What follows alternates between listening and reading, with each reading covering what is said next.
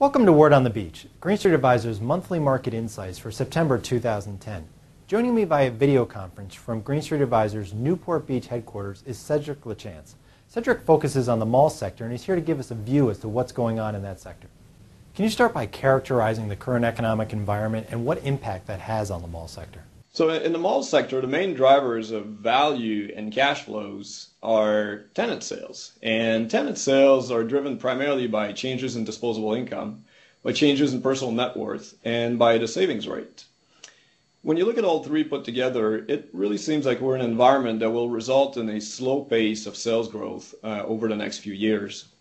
Now, the economic assumptions we use to get to that conclusion are basically what has been referred to as the new normal. So we're thinking a pace of job growth and GDP growth that's definitely slower than what we've experienced before, and a rising tax burden over time. The main change, though, when it comes to tenant sales is that we're saving again. We are now saving 6% of our income, which is an enormous change from just 2 years ago when we were down to less than 2% in terms of savings rate. We think the savings rate actually is going to go up to about 8% over the next few years.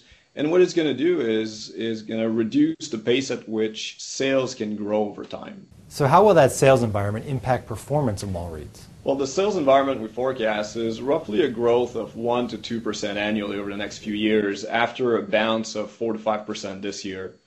But when you look at fundamentals in the mall sector, they've already stabilized. The occupancy rate actually has gone up over the past year, and rents are firming up in most segments and are probably increasing in the high productivity segment of the sector.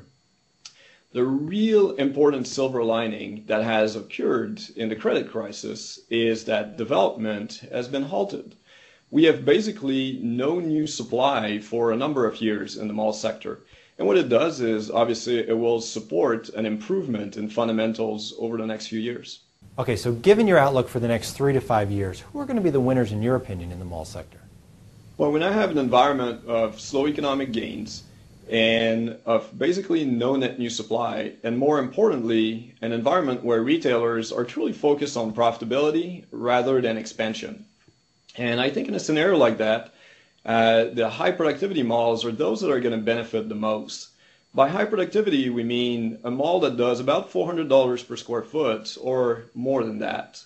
And lastly, how do you think the outlet industry is going to perform over the next couple of years? The outlet industry has actually been the winner of the credit crisis when you look at the performance of the properties and the fundamentals in general. And what we're going to see, I think, over the next few years is a continued strong performance of the sector. Consumers are particularly attracted to the outlet industry, and it's a trend that should continue. More importantly, tenants have had, I'd say, a very healthy appetite for new stores. And that's driven an increase in occupancy and obviously excellent fundamentals from a rent standpoint.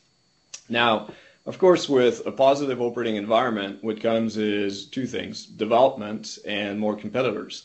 On the development front, I think it's fair to assume that there will be a significant increase over the next few years in terms of outlet supply. As far as competitors are concerned, there's a good chance as well that a number of public and private parties will want to also enter the outlet business. Cedric, thank you very much. All right, it's been my pleasure. Thank you. For REIT.com, I'm Matt Bichardt.